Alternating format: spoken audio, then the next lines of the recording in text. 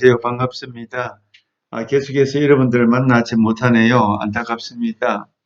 코로나 바이러스가 이렇게 오래 갈 줄 몰랐는데, 여러분들 가정에서나마 건강 조심하고 또 이게 학습을 대하면서 자신의 성장과 발전을 위해서 계속 노력해 주시기 바라고, 또 무엇보다도 건강을 잘 챙기시고 건강에 유의하시기 바랍니다.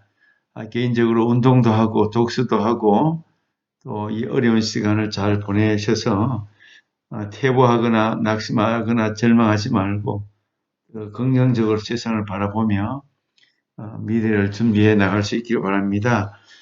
지난 시간에 이어서 계속해서 자살 문제에 대해서 위기 문제를 같이 나누고자 합니다. 자살하려는 사람은 여러 가지 징후들이 있기 마련입니다. 특별히 요즘 보면 보건소에서 자살 예방을 위한 여러 가지 캠페인이나 활동을 많이 하고 있는 것을 볼 수 있습니다. 전국적으로 보건소마다 1393이라는 번호로 자살 위기 예방 전화뿐만 아니라 여러 가지 예방센터 활동을 통해서 전 국민에게 자살을 예방하려는 그런 운동을 많이 벌이고 있는 것을 보게 됩니다. 특별히 겨울보다도 봄철에 그 자살률이 높습니다. 봄에 3월달에서 한 5월달, 3월에서 한 5월 정도까지가 봄에 새로운 어떤 그 기운이 솟아날 때 자살을 더 많이 하게 된다는 것입니다. 그래서 봄철 자살 예방 캠페인을 보건소마다 많이 하고 있는 것을 볼 수가 있습니다. 우리나라는 특별히 다른 나라하고 달라서 유교적인 그런 가족 문화가 있어서 그런지 가족 전체가 집단으로 자살하는 경우가 종종 자주 일어납니다. 남편이 또 아내가 엄마 아빠가 사업에 실패하고 어려움을 만났을 때 자녀들을 남겨두면 책임이 누구에게 돌아갈 것인가, 그들을 홀로 두기가 어려워서 그런지 우리 자살하면서 가족들, 자녀들까지 다 이렇게 함께 죽이는 그런 경우들이 일어납니다. 참 안타까운 일이 아닐 수가 없습니다. 자살하려는 사람은 먼저 죽음에 대해서 말합니다. 내가 없다면 더 잘 살 수 있을 텐데 삶의 모든 의미를 잃어버렸다고 그런 말을 한다든지, 매일매일 사는 것이 너무 힘들어 이런 말을 한다든지, 죽음에 대해서 종종 자주 이렇게 말하는 사람들이 결국은 자살을 선택할 가능성이 많다는 것입니다. 죽을 준비를 이렇게 해나갑니다. 정말 마음속에 자살을 생각하는 사람은 죽을 준비를 하면서 아끼던 물건들을 나누어 준다든지, 자기의 사물함이라든지 정리함 같은 것들을 깨끗이 정리하고 정말 죽을 사람처럼 그렇게 준비를 해 나간다는 거죠. 며칠 전에도 뉴스에서 보니까 포항에서 가정 불화로 자살을 기도했던 40대 여성의 기사가 난 것을 보았습니다. 송도 해수욕장이 있는데 포항에, 그곳에 이제 남편과 늘 불화하던 여성이 더 이상 희망이 없다고 생각하고 해수욕장에 이제 죽으려고 한 무릎까지 이렇게 들어가는 바닷가에 계속해서 들어가는 것을 경찰에 신고해서 경찰이 보고 들어가서 구조한 그런 내용들을 기사에 실었습니다. 우리나라는 이렇게 자살률이 세계 어느 나라 못지않게 높은 그런 모습을 보여주고 있습니다. 그래서 자살은 정말 비극적인 일이 아닐 수가 없습니다. 자기에게 남아있는 인생을 끊어버리고 더 이상 희망이 없어서 절망 때문에 죽어야 한다고 생각하는 것, 이것이 참 비참한 일이 아닐 수가 없습니다. 세운대로 자살의 과거의 경험이 있을 때 이런 사람들이 또 앞으로도 미래에도 자살할 가능성이 있다고 보는 것입니다. 우울증이 심화되거나 또 양호해질 때, 우울증은 특히 심한 상태보다도 양호해질 때, 우울증이 조금씩 나을 때 자살을 기도하게 된다고 합니다. 그래서 아마 자기 힘이 이제 솟아날 때 자살하려는 힘이 오히려 자살을 만들게 되는 우울증에서 조금 좋아질 때 약을 먹고 조금 좋아질 때 오히려 자살을 선택하게 된다는 것입니다. 우울증이 심할 때는 무기력하고 힘이 없어서 자살도 하지 못하게 된다는 거죠. 자살은 세상이 어둡고 힘들고 절망적인 사람에게 유혹이 될 수가 있습니다. 내가 잠시 이 고통, 자살을 해버리면 모든 현실의 고통, 어둠에서 피할 수 있다. 자유할 수 있다. 이런 유혹을 받게 되는 것입니다. 자살하면 또 나를 미워했던 사람들, 나와 원수 같은 사람들에게 복수하는 방법이 된다. 이런 생각을 하게 됩니다.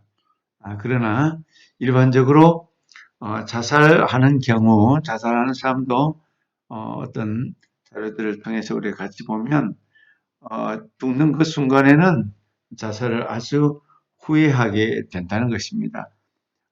죽기 직전에 아주 고통을 당할 때, 아유, 내가 왜 이렇게 자살을 시도했지? 아이고, 살아남아야 되겠다 하면서 다시 살려고 애를 쓰는 그런 경우들이 많이 발생한다는 거죠. 자살은 타인에게 또 가족에게 복수심을 가지고 복수하는 행동이 되지만 어떻게 보면 가장 어리석고 고통스러운 복수가 되죠. 어떻게 보면 생각을 바꾸고 삶의 태도를 바꿔서 살려고 하면 살아남으려고 하면 오히려 더 큰 희망과 꿈을 우리가 되찾을 수가 있습니다. 일반적으로 자살하는 사람들의 심리를 보면 그야말로 죽음은 두렵고 피하고 싶은 그런 일이긴 하지만 그러나 절망 때문에 그야말로 우울이 심해서 소망이 기쁨이 전혀 없을 때 사람들은 스스로 목숨을 끊는 선택을 합니다. 10대 사망이 우리나라에도 상당히 많습니다. 전체적으로 1년에 수천 명, 1만 명 이상이 자살하는 걸로 통계에 나와 있습니다. 교통사고 다음으로 자살이 많은 것으로 드러나고 있습니다. 자살은 자신에게도 큰 비극이지만 남겨진 가족이나 또 이웃들에게도 큰 슬픔을, 아픔을 남기게 됩니다. 자살은 그야말로 대체적으로 한 90% 정도는 정신적인 장애 때문에 오는 것으로 알려지고 있습니다. 특히 우울증이 가장 큰 자살의 요인이 되고 있습니다. 기타 조현병이나 알코올 중독이라든지 이런 문제들이 자살을 많이 만들고 있죠. 그야말로 우울증이라든지 정신장애가 심하면 뇌 기능이 저하돼서 합리적인 판단, 이성적인 판단을 잘 할 수가 없습니다. 그래서 충동적으로 이렇게 자살을 선택하게 되죠. 우리 아이가 또한 절망이 깊어지면 절망의 어두운 밤에 빠지면 또 자살에 이어질 수가 있습니다. 절망은 어떤 좋은 일, 희망적인 일, 기쁜 일을 도저히 찾을 수 없다고 생각하는 거죠. 그렇게 될 때 충동적으로 자살을 선택하게 됩니다. 어떤 사람들은 타인에 대한 수동적인 공격적인 그런 복수심에서 자살을 하기도 하는데 이것은 올바른 선택은 아니라고 봐야 합니다. 자살을 통해서 겪게 되는 이 기쁜 아픔과 고통과 슬픔을 누구도 대신 해결해 줄 수가 없습니다. 질병 때문에 오는 것들은 우리 약물 치료를 통해서 또 여러 가지 돌봄과 지지를 통해서 우리 상담 치료를 통해서 얼마든지 자살을 벗어날 수 있도록 도울 수 있는 방법들이 많이 있음을 우리가 기억하고 이런 예방적인 차원에서 도울 수 있는 일들을 많이 우리가 노력을 해야 할 것입니다. 갑작스러운 행동, 다섯 번째로 갑작스러운 행동의 변화, 지나치게 거칠어진다든지 지나치게 혼자 남아있고 소외하는 그런 소외적인 활동을 한다든지 이런 것들이 이제 자살의 어떤 징후들이라고 보게 되는 것이요. 또 몸에 이상이 일어났습니다. 잠을 아무 안 잔다든지 계속해서 잠을 잔다든지 이런 일들이 일어났을 때 이 사람이 삶을 그야말로 포기하려고 하는구나. 희망을 잃어버렸구나. 희망의 어떤 끈을 놓고 있구나. 이렇게 생각을 해볼 수가 있습니다. 또 유서를 쓰거나 위험스러운 일들, 칼을 준비해 놓는다든지 약을 준비해 놓는다든지 또 그런 특이한 행동을 할 때 우리 이 사람이 자살하려는 징후를 보이고 있다 이렇게 생각하면서 예방하는 차원에서 각별하게 24시간 자살 징후가 있는 사람들은 24시간 이렇게 돌볼 수 있는 그런 체제를 갖춘다든지 아니면 우울증이라든지 정신질환이 있어서 자살 위험이 있을 때는 반드시 병원에 입원을 시켜야 합니다. 병원에서 24시간 돌볼 수 있도록 그렇게 하는 것이 안전할 수가 있습니다. 자살 기도는 명백한 다른 의미에서 도움의 요청이라고 볼 수가 있습니다. 나는 살고 싶지 않다. 나는 그런 마음도 있지만 다른 한편에서는 나를 도와달라는 그런 요청이기도 합니다. 나도 죽고 싶지 않은데 어쩔 수 없어서 희망이 없어서 즐거운 일이 하나도 없어서 이렇게 죽고 싶은데 나를 좀 도와달라 그런 의미가 담겨 있기 때문에 자살하려는 사람을 우리가 적극적으로 도울 수 있는 방안을 찾아 나가야 하는 것입니다. 자살의 위기 상담 과정을 보면 무엇보다도 친밀한 관계를 형성하고 또 많은 정보를 얻으려고 노력해야 합니다. 예를 들어서 자살의 어떤 전화가 왔을 때, 나는 자살하고 싶다는 전화가 왔을 때 어떻게 하든지 친밀 관계를 형성해서 그 사람에게서 지금 얻을 수 있는 많은 정보를 얻어서 그로 하여금 새로운 어떤 자원을 통하여 희망을 갖게 하고 도울 수 있는 방법을 많이 찾아낼 수 있도록 그래서 정보를 많이 얻어야 되는 것입니다. 뿐만 아니라 또 어떤 상태, 어떤 위치에 있을 때 얻은 그 정보로 내가 가지 못해도 가까이 있는 경찰이나 다른 어떤 기관을 통하여 도움을 주기 위해서라도 정보를 많이 얻도록 해야 됩니다. 지금 그게 어디입니까? 또는 어떻게 하면 조금이라도 도움이 될 수 있을까요? 나하고 한번 만나고 싶습니다. 그게 어딘지 좀 알려주시면 좋겠습니다. 이런 여러 가지 이야기를 통하여 가능한 많은 정보를 찾아낼 수가 있겠죠. 만약에 전화가 왔을 때 참 전화를 잘 하셨습니다. 기다리고 있었습니다. 얼마나 힘드셨으면 이렇게 전화를 했겠습니까? 이렇게 따뜻한 위로의 소식으로 그걸 맞이하는 것이 좋습니다. 또 상담자의 신분을 확인시켜주고 나는 누구입니다. 늘 이렇게 전화 받는 것을 기다리고 있습니다. 어려움을 당하신 분들이 또 이렇게 함께 대화를 통해서 또 작은 희망이라도 얻는다면 얼마나 좋겠습니까? 이렇게 따뜻하게 그렇게 전화를 받아주면 좋습니다. 내담자의 정보를 가능한 많이 얻어내서 어떻게 도울 수 있을 것인가, 어떻게 희망을 줄 수 있을 것인가 이런 것들을 찾아보는 것입니다. 두 번째는 문제를 확립하고 명확히 한다. 무슨 일이 발생했는지, 문제가 제일 핵심이 무엇인지, 그 문제에 대한 문제가 어떻게 자신을 괴롭히는지, 무엇이 그를 괴롭히는지, 대처하기 위해서 그동안 어떤 노력을 했는지 이런 것들을 잘 살펴보면서 공감을 해주는 것입니다. 정말 많이 힘드셨겠군요. 이렇게 죽기까지 죽을 생각을 할 만큼 너무나 삶이 힘들고 어려웠는데 아무도 도와주지 못했군요. 저도 더 큰 도움을 드리지 못해서 죄송합니다. 우리 함께 한번 이런 문제를 해결할 수 있는 방안을 같이 한번 찾아보시면 좋겠습니다. 제가 조금이라도 도움이 된다면 이렇게 도와드렸으면 좋겠습니다. 라고 문제를 파악하고 대처할 수 있도록 여러 가지 공감적인 언어를 통해서 도움을 줄 수 있으면 좋겠습니다. 세 번째로는 자살 영역이나 치명도, 얼마만큼 위험성이 있는지를 파악해 보는 것입니다. 나이와 성별, 과거의 전례, 자살 계획이 어떤 것인지, 지금 어떻게 행하고 있습니까? 지금 무엇을 갖고 계세요? 혹시나 위험한 도구를 갖고 계세요? 혹은 약을 갖고 계세요? 여러 가지를 조금 구체적으로 물어보는 것도 좋은 방법이 될 수가 있습니다. 어떤 도구를 갖고 있습니까? 위험한 혹시 도구를 갖고 있는 건 아니세요?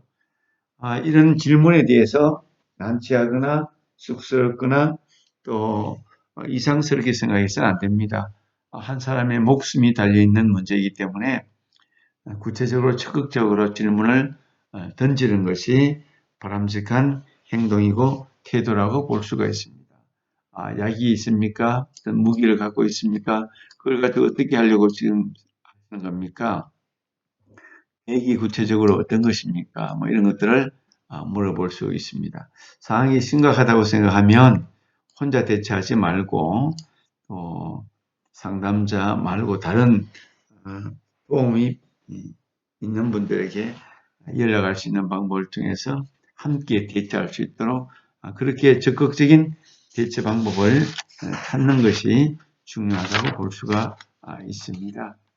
이렇게 상담은, 특별히 위기 상담은 현 상황에 대해서, 대처 방안에 대해서, 여러 가지 해결 방안에 대해서 다양한 것들을 우리가 준비하고 또 찾고 하면서 위기를 만난 사람을 도울 수 있도록 최선을 다하는 것이 우리가 할 수 있는 가장 지혜로운 방법이 아닌가 하는 것입니다. 그 다음에 내담자에게 도움이 될 수 있도록 계획을 명확히 이제 말하는 거죠. 내가 이렇게 도와줄 수가 있겠습니다. 몇 시까지 내가 그곳에 갈 수 있겠습니다. 만약에 필요한 것이 있다면 제가 도울 수 있는 방법은 이런 것들이 있습니다. 이렇게 해서 가능한 계획을 구체적으로 얘기해서 위기에 빠진 자살 충동이라든지 자살 위험이 있는 내담자에게 구체적인 도움을 줄 수 있다는 것을 말할 때 그것이 그에게 희망이 되고 생각을 바꿀 수 있는 그런 자극이 될 수가 있을 것입니다. 내담자가 행동으로 옮길 그 계획을 바꾸도록 한다. 예. 뭐 한강에서 뛰어내리겠다. 아니면 뭐 약을 먹겠다. 뭐 이런 여러 가지 일들을 할 때 어떻게 하든지 내담자하고 계속해서 대화를 통해서 물론 실제적으로 만나서 얘기를 한다면 우리가 이렇게 얘기할 수 있겠죠. 충분히 공감하고 문제를 나누고 또 대화를 하면서 생각을 바꾸고 만약에 이런 일들이 다시 죽고 싶은 생각이 든다면 앞으로 나하고 계획을 세우고 계약을 맺어서 반드시 나에게 전화를 꼭 해야 합니다. 이것도 계약서에 반드시 전화를 한다. 또 어떤 상황에서도 먼저 죽음의 어떤 시도를 하지 않는다. 어떤 행동으로 나가기 전에는 반드시 전화를 하든지 또 다른 어떤 행동을 미리 선택하도록 한다. 이런 계획을 바꾸도록 도전하는 시도하는 일들을 행할 수가 있습니다. 구체적으로 약을 버린다, 흉기를 없앤다, 실행에 옮기기 전에 상담자에게 반드시 전화나 연락을 하도록 한다. 만약에 나에게 연락이 되지 않는다면 또 제3자에게 연락할 수 있는 그런 길을 열어주도록 한다. 이렇게 다양한 방법으로 위기를 만난, 특별히 자살을 앞두고 자살 징후가 있는 사람에게 도울 수 있는 최선의 방법을 다 활용할 수 있는 것이 내담자를 도울 수 있는 그런 위기상담 요법이 될 수가 있을 것입니다. 자살은 그야말로 인간에게 있어서 최후의 어떤 비극적인 그런 잘못된 선택이 아닐 수가 없습니다. 우리는 누구도 자기 스스로 목숨을 끊을 수 있는 사람이 없습니다. 목숨은 하나님의 것이고 목숨은 한 번 주어진 것이기 때문에 이 목숨을 우리가 어떤 상황 때문에 문제 때문에 여러 가지 어려움 때문에 목숨을 끊을 만한 그런 어려움도 질병도 없습니다. 하나님을 믿고 신앙을 가지고 있으면 하나님은 여러 가지 방법으로 도울 수도 있고 또 사람들도 그런 어려움을 만난 사람들을 도울 수 있는 방안들이 수십 가지, 수백 가지도 있습니다. 한 개인이 희망이 없기 때문에 절망 때문에 어려운 질병 때문에 죽고 싶다, 자살하고 싶다 하는 잘못된 판단, 잘못된 선택을 한 것에 불과한 것이죠. 위기 상담자는 이러한 위기를 만난 자에게 어떠한 희망을 줄 것인가, 어떻게 희망의 상담을 할 것인가, 어떻게 대안적인 여러 가지 방안들을 준비하고 찾아내서 새로운 방안 제시를 할 수 있을 것인가를 늘 생각하고 준비할 필요가 있는 것입니다. 또 다섯 번째로 내담자 주변에 알고 지내는 사람들을 파악하여 지속적인 도움을 받게 한다. 그렇습니다. 위기를 만난 내담자, 자살을 시도하는 내담자를 주변의 가족이나 형제나 친구나 누구를 통해서 진지하게 도움을 요청하고 지속적으로 돌볼 수 있도록, 상담자가 계속해서 돌볼 수 있는 상황이 아니기 때문에 지속적으로 그를 돌볼 수 있도록 그렇게 도와주는 것이 좋은 방안이 아닐 수가 없습니다.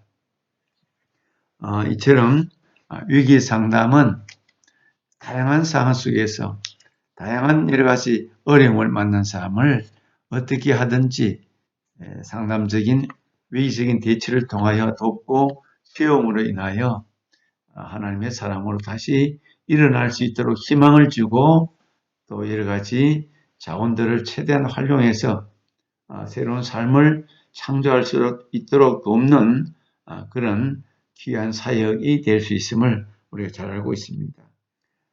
이렇게 위기, 특별히 자살의 어떤 문제 앞에 있는 위기 만난 사람들을 돕는 방안에 대해서 먼저 1차적으로 생각해 보았습니다. 여기까지 1차적으로 타임을 마치도록 하겠습니다.